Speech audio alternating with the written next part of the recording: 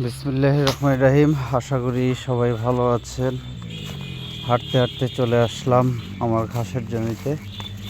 তো এই যে আপনাদেরকে আমার গাছের কলা, তো সেটা দেখালাম। এটা হচ্ছে সাগর কলা, ওর বয়স হয়ে গিয়েছে, ওকে এখন কাটতে হবে। আর এই হচ্ছে ঘাসের জমি, দেখেন মাশাআল্লাহ অনেক সুন্দর ঘাস হয়েছে। গতকালকে আবার সার প্রয়োগ করে দিয়েছি। তো এই দেখেন এই যে সারগুলো, হ্যাঁ, তো এরকম আমি কিন্তু আবারও সেচ দিয়ে দিব।